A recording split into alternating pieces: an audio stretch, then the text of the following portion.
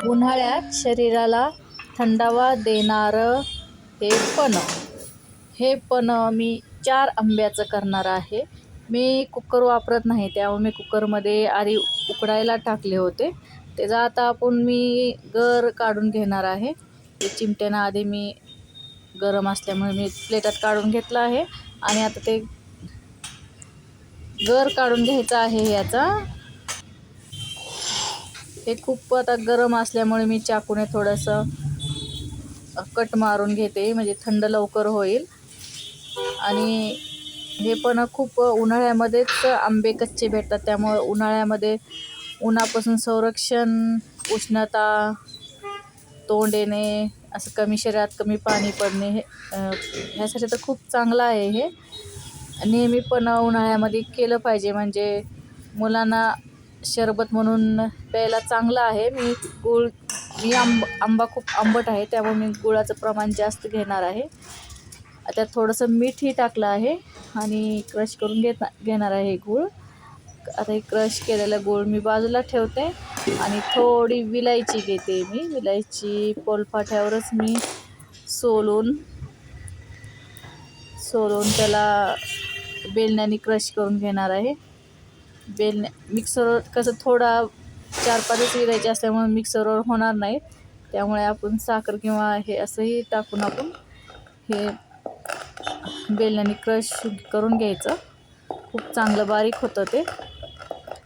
त्या कोणी वेगवेगळी पावडर टाकतात. मी विलायची पावडर टाकणार आहे त्याच्यामध्ये. काही जण सुंठ पावडरही टाकतात. सुंठ पावडरपेक्षा मला विलायचीचा फ्लेवर आवडतो, त्यामुळे मी विलायची टाकून घेतली आहे. आणि आता हे पण्याचा गर काढायचा आहे, त्यात आपल्याला गुळामध्ये टाकायचं आहे आणि मिक्स करायचं आहे. आता हे गरम असल्यामुळे मला काढताही येत नाही. आपण चाकूच्या सहाय्याने त्याचा आधार घेऊन काढतोय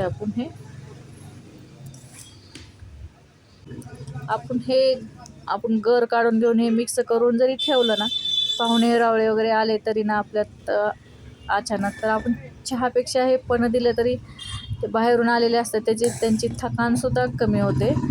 कारण चहाने हल्ली आता कोणी चहा वगैरे पित नाही आहे आणि शरबत करण्यासाठी लिंबूही महाग असल्यामुळे अवेलेबल होत नाही. पण हे पण खूप उन्हाळ्यासाठी खूप पौष्टिक मिळतं आहे पाहुण्या रावळ्यांनाही.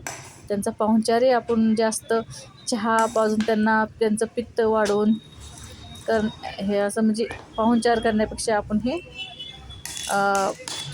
आपल्या हे पन्ह केलेलं खूप चांगलं. हे पन्ह मी आता हलवून घेतलं आहे आणि आता मी हे पण्यामध्ये पाण्यात टाकते 1 चमचा. मला जेवढं हवं तेवढं घेणार आहे. अर्ध्या ग्लासमध्ये मी 1 चमचा पन्ह घेतला आहे.